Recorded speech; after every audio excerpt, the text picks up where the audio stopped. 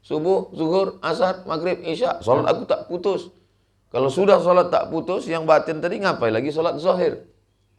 Asy-syari'atu bila haqiqatin atilah. Wal haqiqatu bila syari'atin batilah. Orang yang hanya syariat tanpa hakikat kosong hampa. Orang yang hanya hakikat tanpa syariat batil. Jadi yang kita laksanakan tetap sholat syariat, tegak, ruku, sujud, habis sholat latihan. Jadi yang 70 tadi itu hanya latihan sholat batin saja. La ilaha illallah, la ilaha illallah, la ilaha illallah, la ilaha illallah. Nanti lain tarekat lain. Ketemu sama syekh ini, katanya dalam satu tarikan nafas. La ilaha, waktu tarik, la ilaha illallah. Waktu hembus, la ilaha illallah. Tak ada pakai tasbih. Kenapa di sini tak pakai tasbih, syekh? Kami tak pakai hitung. Tapi syekh sana katanya satu hari 15.000. Oh, dia masih pakai hitung. Kami tak hitung lagi. Tarik sekali, hembus sekali. Kalau tak putus batinnya, tarik sekali, hembus sekali, 24.000 sehari semalam. Maka mereka, saya perhatikan orang tarekat jarang banyak cerita. Kalau orang tarekat banyak cerita, berarti tak berzikir. Dua kemungkinan, tak berzikir atau sudah putus zikir batinnya sehingga bisa sambil ngobrol. Nah, itu yang husnuzon lah. Jerokan Hulu itu paling banyak tarekat, karena negeri 1000 suluk. Yang tua-tua tuh umur 60, 70 dia. Tapi tasbihnya jalan terus. Dulu sebelum tahu kita heran, kenapa kencang betul tasbihnya? Kalau subhanallah pasti subhanallah, subhanallah. Apa yang baca? Rupanya Allah, Allah. Allah, Allah, Allah, Allah, Allah, Allah, Allah, Allah, Allah, Allah, Allah, Allah, Allah. Dia punya target. Ada yang satu hari 5.000, ada yang 10.000, ada yang 15.000, ada yang 20.000. Dia selalu mengejar itu. Nanti sampai masanya kita ini kalau sudah agak tua, kita ini mau ngomong. Nanti anak kalau udah sampai tua, antum tengok ngomong, antum ingat kan anak? Ustadz, jangan tersinggung ya. Dulu waktu kita di Bogor subuh, Ustadz kan bilang jangan banyak ngomong. Pernah nggak antum ketemu sama orang ngomong, diulangnya itu sampai 3 kali di sini. CD itu mutar dia nggak ingat lagi. Tapi kalau kita sampai ke batin itu, insya Allah hati kita sibuk dengan itu. Apalagi kita ditarget, kamu mesti 5.000, kamu mesti 10.000. Kita pasti mengejar target itu. Allah, Allah, Allah, Allah, Allah. Tapi walau zikir itu tidak pakai hitung. Sebetulnya, ya ayyuhalladzina amanu dzkurullaha dzikran katsira. Berzikirlah sebanyak-banyaknya, taklah dihitung. Itulah yang disebut dengan salat daim. Daim artinya tak putus. Disebut juga dengan salat batin. Batin artinya di dalam. Walaupun dia tegak, walaupun dia jalan, walaupun dia...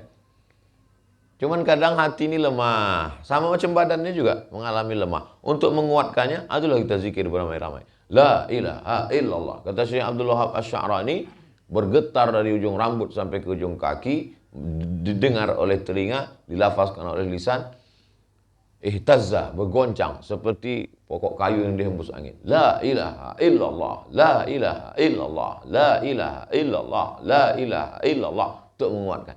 Nanti setelah dia jalan pergi kemana? Tetap hidup di dalam. Mau zikirnya la ilaha illallah, bagus. Mau zikirnya Allah, Allah, bagus. Tapi kata Habib, solawat aja. Solawat itu pun menghidupkan dalamnya. Allahumma salli ala sayyidina Muhammad wa ala ali sayyidina Muhammad. Allahumma salli ala sayyidina Muhammad wa ala ali sayyidina Muhammad. Terserah antum mau pilih mana. Saya tak mempertentangkan antara amalan-amalan ini.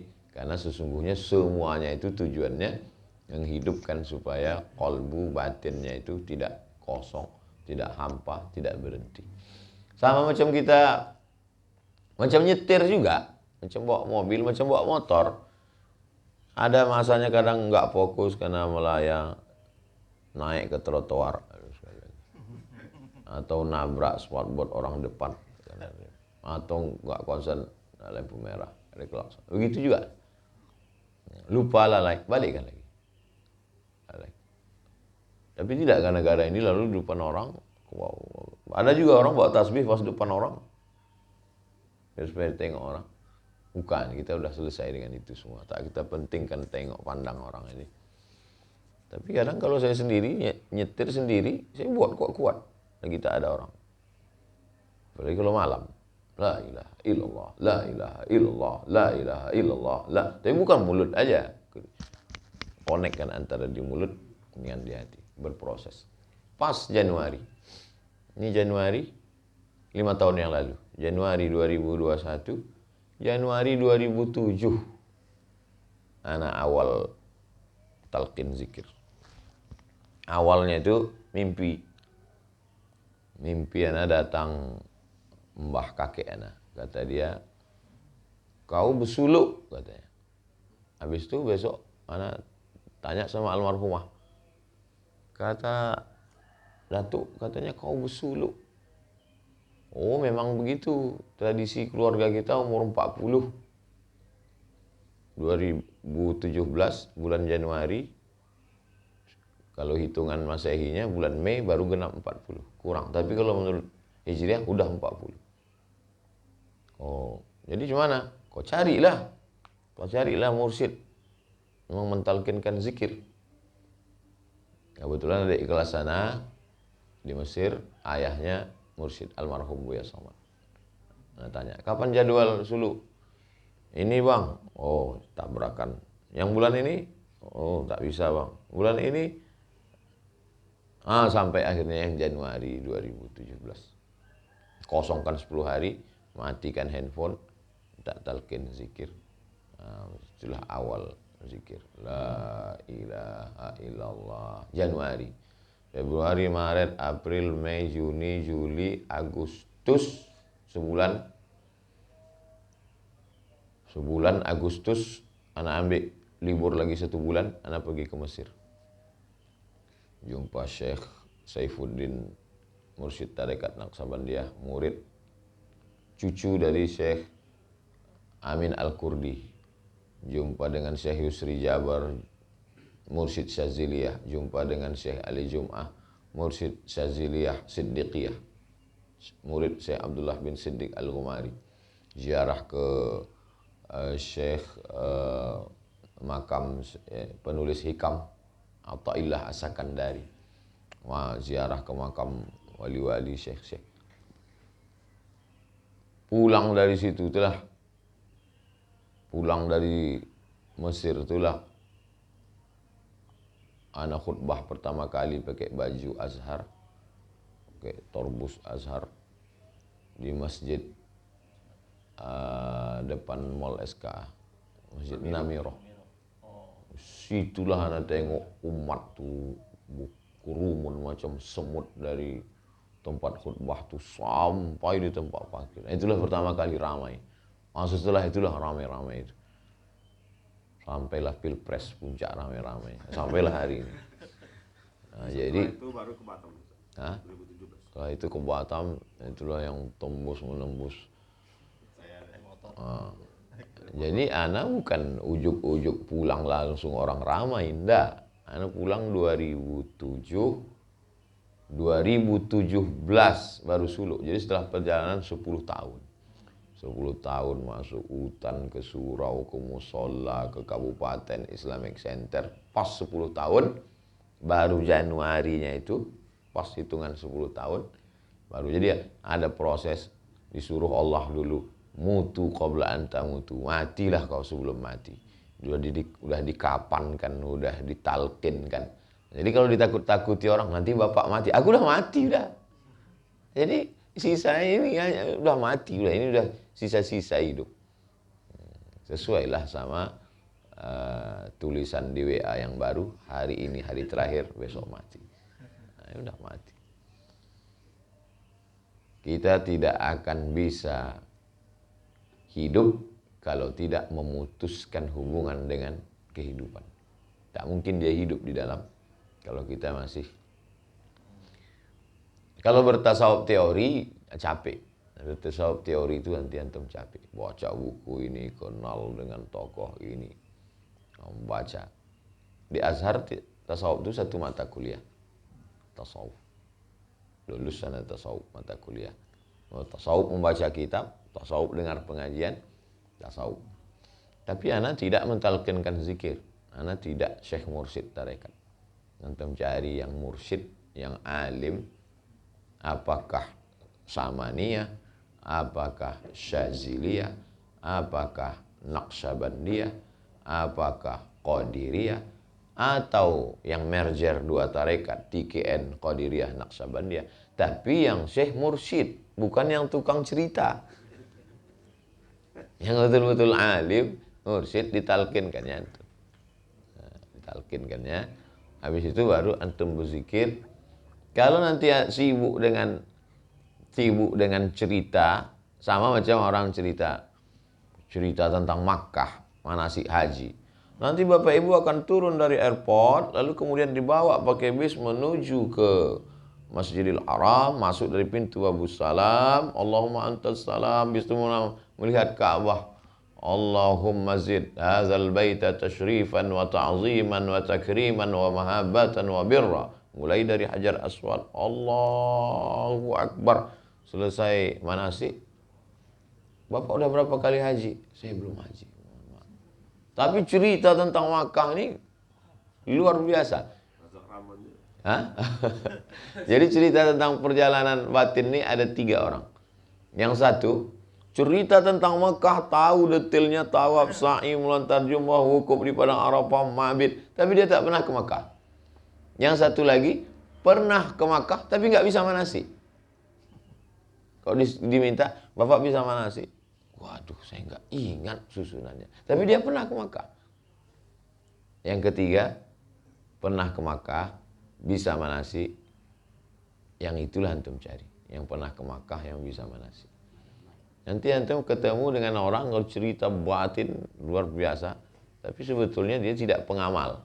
Di Mesir ada namanya Dr. Ala. Dr. Ala itu spesialis sepak bola. Kalau dia komentator bola dari mulai tendangan, dan dia memang top PhD, doktor dalam bidang bola. Tapi dia nggak pernah main bola.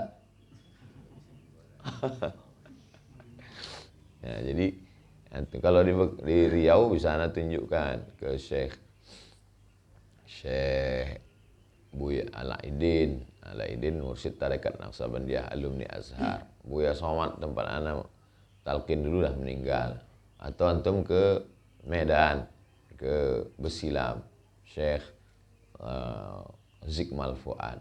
Dia mursyid dan alim, guru anak juga dulu waktu sekolah di pesantren. Kalau di Kudus, anak Mbah Arwani, hafiz Quran, mursyid tarekat Naqsyabandiyah, Mbah Arwani Kudus. Mana tahu anak antum tahfiz Quran situ, ketemu sama anaknya, ambil ada orang sekedar ambil minta talqin aja, la ilaha illallah, selesai. Tapi jangan sekedar talqin, ambil suluk, cutikan. Kalau lama 40 hari, 10 hari aja, untuk memasangkan supaya melekat dia di dalam, supaya antum merasakan putus dengan apa ini dalilnya. Nabi bertahanus di Gua Hir, kan diputuskannya itu hubungan 3 tahun berturut-turut, umur 38, umur 39, umur 40. Nabi 3 kali, 38, 39, 40. Pas 40 itu turun Jibril. Tapi jangan nanti suluk 10 hari turun Jibril, langsung jadi Nabi ke-28, Nabi Azhar. Itulah dia sholat. Kalau nanti ada orang menyebut sholat daim kekal nggak putus, atau disebut dengan sholat batin, dia tidak berbunyi, tidak bersuara. Yang berbunyi bersuara itu nanti kalau suara itu hilang, berarti hilang dia. Kita waktu mau mati itu tak berbunyi, tak bersuara. Dan setelah roh keluar dari jasad juga tak bersuara, tak berbunyi. Itulah maka disebut dia dengan batin. Connect dua-duanya, antara zahir dan batin. Jangan karena zikir batin lalu yang zahir ditinggalkan. Nabi sholat tidak lagi subhanallah, subhanallah, subhanallah, subhanallah. Kau tak zikir 3-3 lagi. Nah, itu orang-orang zahir aja tetap. Tapi waktu subhanallah, pas Allahnya itu ke sini tetap. Subhanallah, subhanallah, subhanallah, subhanallah, subhanallah, subhanallah. Alhamdulillah, alhamdulillah, alhamdulillah. Allahu akbar, Allahu akbar, Allahu akbar. Atau nanti pas di sama kiai siapa diajak subhanallah walhamdulillah, tetap connect ke sini. Berawal dia dari sini, sama macam. Makanya Nabi mengumpamakannya macam segumpal. Kata Nabi, idza salahat salahal jasadu kullu. Kalau yang segumpal itu baik, yang lain ikut jadi baik. Kalau yang lain rusak, ikut jadi rusak. Maksudnya berawal dari situ. Nanti baru macam peredaran darah. Sebetulnya Nabi ketika mengatakan jantung itu permisalan, perumpamaan. Dari situ darah itu menyebar ke mata, ke telinga, ke otak, ke tangan, ke kaki. Wah, Bapak ini darahnya macet, nggak sampai ke tangan, semutan, kebas-kebas. Ini nampaknya, mohon maaf, nanti stroke ringan, karena tak sampai ke ujung. Darahnya tak sampai, karena kurang semprotan hembusannya dari jantung. Ujung-ujung kesemutan. Kenapa ujung yang pertama kali kena? Karena darahnya tak sampai ke ujung. Orang sakit-sakit ujung. Kalau dibatinkan, zikirnya tak kuat sehingga tak sampai ke ujung, tak sampai ke mata, tak sampai ke telinga. Intinya zikir ini sejalan antara teori dengan praktek. Orang kalau banyak teori, kurang praktek, nanti dia jadi tukang dongeng, cerita. Lebih baik beramal, kurang ngomong. Nah, banyak juga orang model gitu, tak ada ngomong, tapi sebetulnya dia ahli zikir, sibuk dia dengan zikir batinnya sehingga tak terlalu dipedulikannya lagi. Ya, tapi bukan berarti jadi gila, enggak. Kita tidak gila dengan berzikir itu, enggak.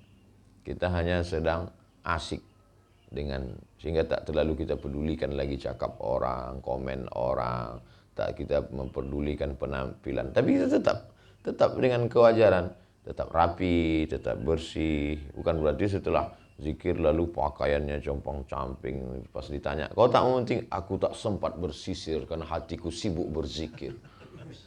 Nah, kita tetap berzikir. Allahu a'lam bishawab. Masih berkaitan dengan suluk tadi, Ustaz. Tuan Guru sendiri sering mengutip pendapat Ibnu Rus.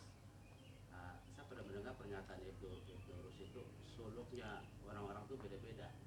Ada suluknya ahli sufi, suluknya dengan riadoh. Kalau suluknya ahli ibadah dengan sholat dan apa gitu. Terus sholat, suluknya orang filsafat dengan tafakur. Itu gimana itu?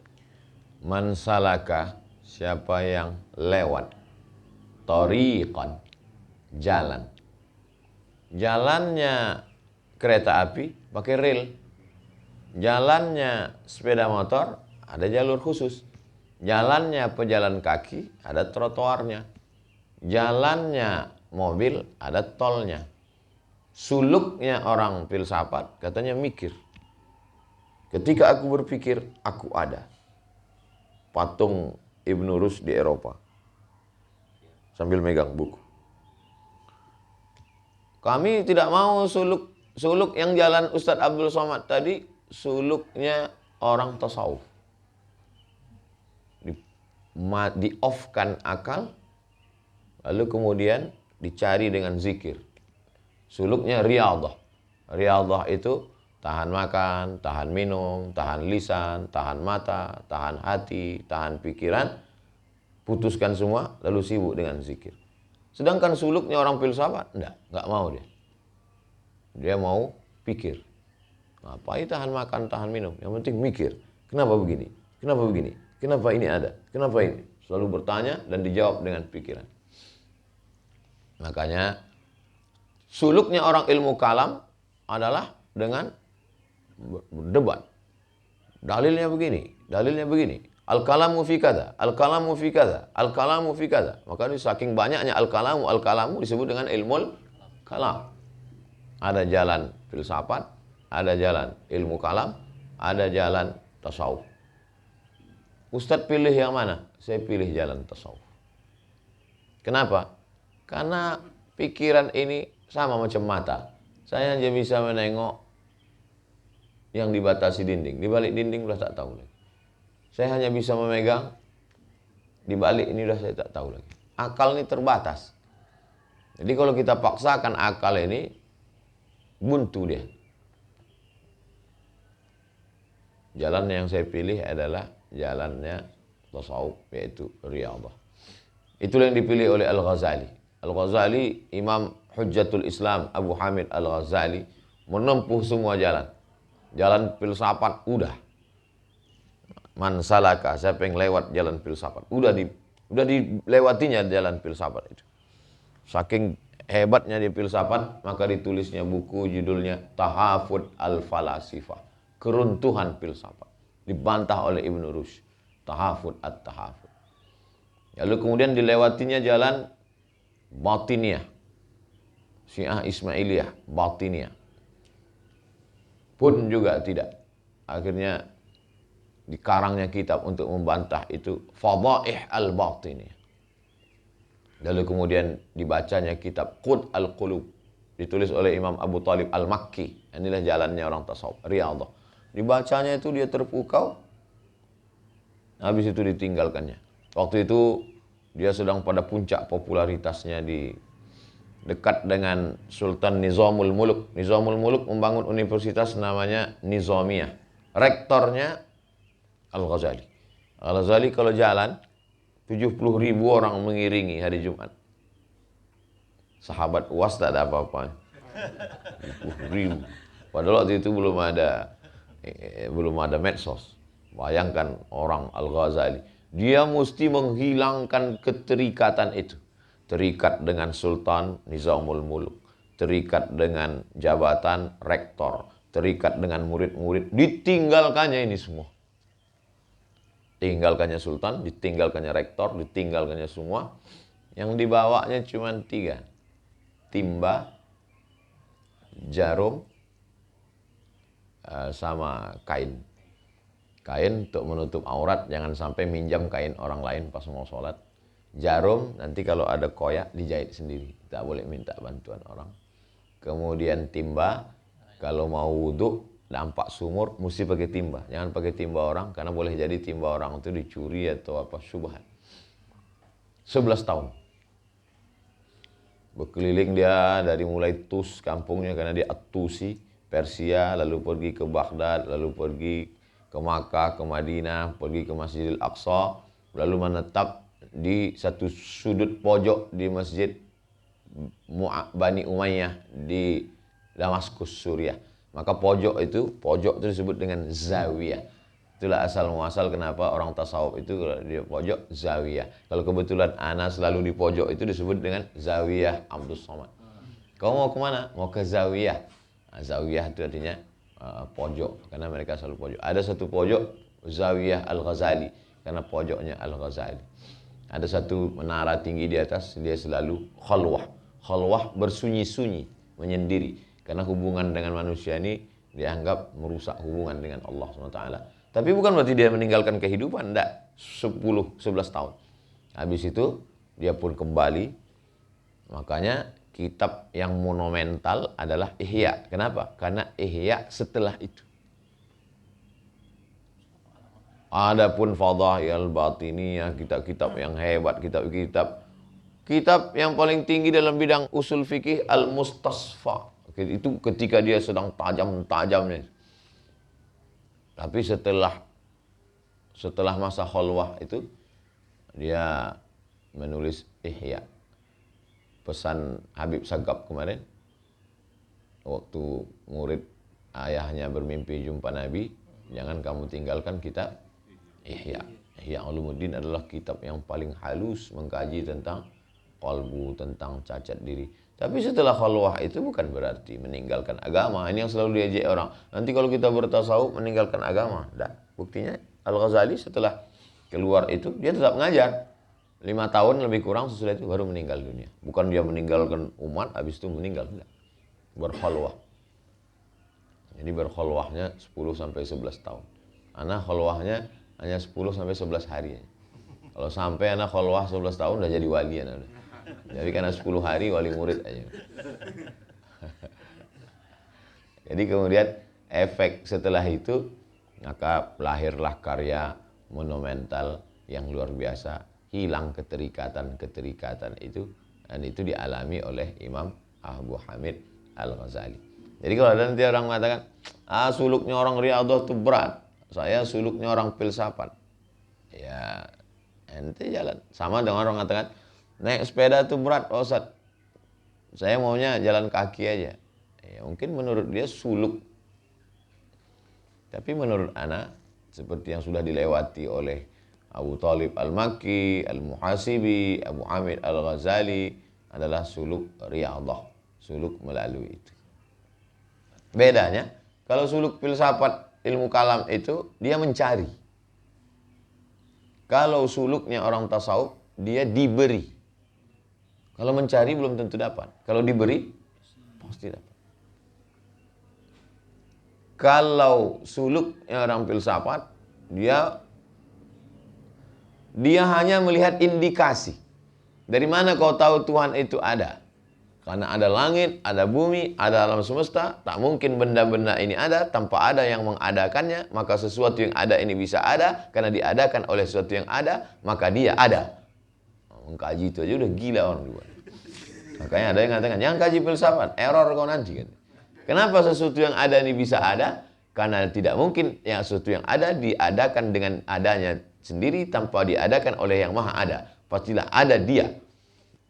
Jadi mana kau tahu Ustaz Somad itu tak ada? Ustaz Somad ada karena ada patwal. Karena banyak orang sahabat UAS keliling. Karena jadwal sudah disebar, berarti dia ada. Belum tentu ada. Bisa jadi dia batal terbang karena belum dapat PCR. Tapi orang suluknya tasawuf tidak begitu. Dia yakin Allah itu ada karena Allah memberikan tanda kepada dia. Bukan dia mencari. Tapi bukan berarti Allah itu mewujudkan dirinya, akulah Tuhan. Nah, makanya akidahnya mesti kuat. Sifat 20-nya mesti kuat. Mana tahu nanti pas sedang zikir tiba-tiba muncul datang. Akulah Tuhan. Terbantahkan dengan mukhalafatu hawadis. Wujud kidam bakonya. Bukan berarti orang melalui lewat tasawuf lalu meninggalkan ilmu kalam. Tidak. Makanya belajar dulu. Fikihnya matang. Ilmu kalamnya matang. Sifat 20-nya matang. Baru dia riyadhah. Jadi nanti kalau ada macam-macam terjadi dalam perjalanan batinnya itu tereliminasi dengan sendirinya. Akulah Tuhan, kau sudah kuampunkan dosa-dosamu. Pergi kau setan, kata Abdul Qadir Jilani. Kenapa? Syekh Abdul Qadir Jilani juga jalan yang dia tempuh adalah jalan riyadhah. Jalan riyadhah batin, menghilangkan ini segala macam, barulah sampai. Puncaknya ketika Al-Ghazali ditanya, apa yang kau lihat Al-Ghazali?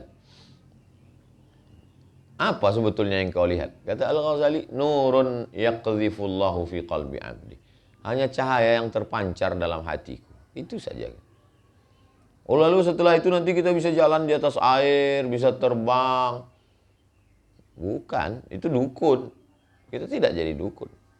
Kita hanya menjadi orang yang diinginkan jadi istiqomah. Menjaga diri dari yang haram, tidak syubhat, menjauhkan diri. Itu saja sebetulnya. Bagaimana kita lebih wara', bagaimana kita lebih takwa, bagaimana kita lebih ridha, bagaimana kita lebih tawakal. Itu sebetulnya yang mau dicari. Bukan setelah itu kita jadi Superman, jadi Wonder Woman, jadi Catwoman. Apalagi itu kan perempuan. Kita tetap seperti biasa. Cuman mungkin batin kita lebih tenang, lebih. Dan tingkatan-tingkatan itu kita tak tahu. Tak tahu kita tingkatan orang lain. Jadi setelah itu lalu kita tengok, kita langsung bisa ngelihat batinnya. Oh, ini nampaknya Pak Azhar masih. Enggak. Allah sengaja tutup itu. Supaya kita tak sibuk memikirkan orang lain. Bahkan banyak orang yang kasyaf itu dia berdoa kepada Allah supaya dihilangkan Allah. Karena kalau dia sibuk dengan kasyaf, dia tahu siapa tamu yang mau datang. Setelah tamunya datang, tahu tujuannya, minta doa supaya duduk jadi caleg. Ya Allah, hilangkanlah ini. Karena sibuk aku dengan ini sehingga aku lalai kepada engkau. Tak mau dia itu. Maka kata Syekh Abdul Qadir Al-Jilani, orang yang pada tingkat awal dapat karomah-karomah itu sama seperti anak gadis, seperti anak gadis yang pertama kali dapat menstruasi. Malu dia. Dan dia anggap itu sebagai penghalang. Beda sama seorang sekarang. Sengaja minta zikir Asmaul Husna sama kiai, minta pilihkan satu supaya kasyaf. Supaya tamu datang, berarti masih bermain. Berarti masih ada ikat-ikatan. Apa bedanya dengan orang yang ada ikatan harta dengan ikatan kekuasaan? Masih ingin keterikatan itu. Supaya dianggap orang hebat. Supaya dianggap orang punya karomah. Supaya dianggap wali. Mengerikan. Justru kita terjebak pada jebakan Batman yang kedua, jebakan batin. Jebakan zahir sudah, jebakan popularitas, jebakan ini, jebakan dimuliakan, dihormati, disanjung ini. Habis itu pas masuk tasawuf, kena lagi jebakan kedua. Jebakan dianggap wali kutub, jebakan dianggap langsung ketemu Nabi Khidir. Justru kalau orang-orang itu nggak mau dia cerita itu, karena kalau sampai orang lain tahu nanti dia merasa ujub, merasa lebih. Padahal makom yang lebih rendah adalah, kalau anda pribadi, kita amalkan syariat, kita tak berzikir, tak putus, bahwa Allah SWT berikan, udah kita terima aja. Kita terima, berarti menurut makom Allah Ta'ala, inilah makom engkau. Lebih baik. Tapi kita tetap berusaha. Wallahu a'lam bishawab. Orang akan mendapatkan apa yang dia niatkan. Kullu nafsin bima kasabat rahina. Dia akan mendapatkan apa yang dia inginkan. Wallahu a'lam bishawab.